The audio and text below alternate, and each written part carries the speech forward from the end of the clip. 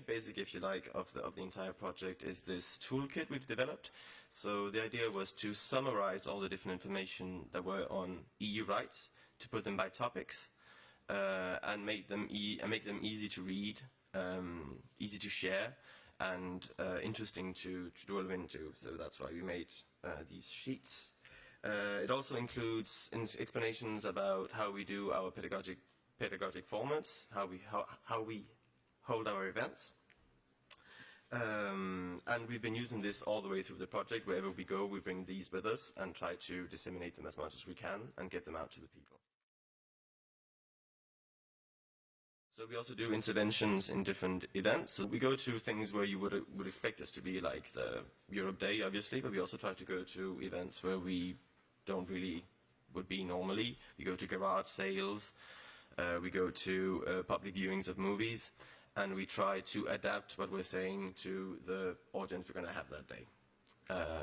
And the whole idea of that is to get people who are not interested in European affairs normally and try to spark some kind of interest in them.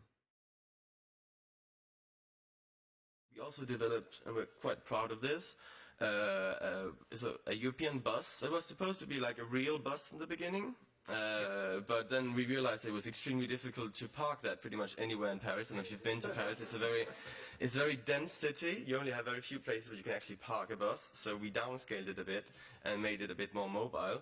And so the advantage of this is doing a bit the same thing we did in the events, but doing it simply out of any kind of event, and targeting also areas in Paris where there is no events, and maybe also going to places where it's more difficult for people to come to central events like the Europe Day or any other event. This is also our way to target a bit more on EU mobile citizens. We did training sessions with the Young European Federalists specifically on that, on how to sensitize people about registration forms and how to get registered on electoral rolls. We also do, and this is, I should have paid a bit more homage maybe to the European Commission in France, who developed this format that we borrowed, called Décodeur de l'Europe. So it's more of like a fact-checking session, and that's supposed to be as interactive as possible. So we put on an assumption about the European Union, for instance. One we always use is the price of the baguette has risen since we shifted to the euro, and then people vote, is that true or is it not true? The results get beamed on the screen, and then we have our speakers intervening, explaining if it's true or not, to what extent, etc., and then we exchange with the audience.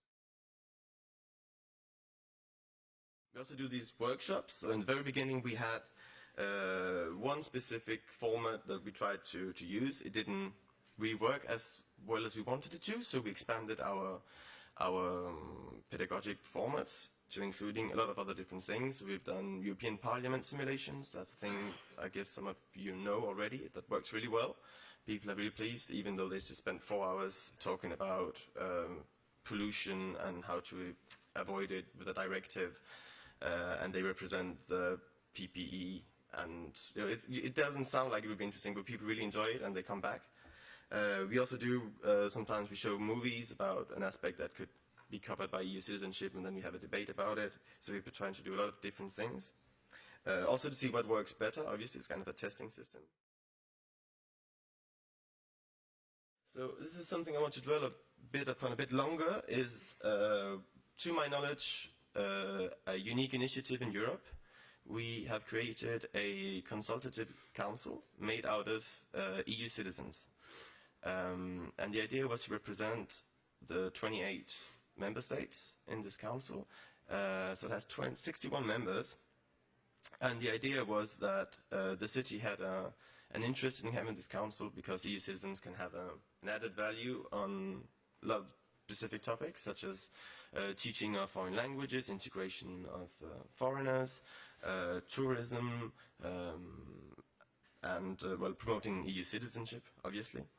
And it was also an idea to send out a political message to the EU citizens living in Paris that they were welcome in Paris, that we wanted to get their opinion, that we wanted to hear what they had to say as mobile EU citizens.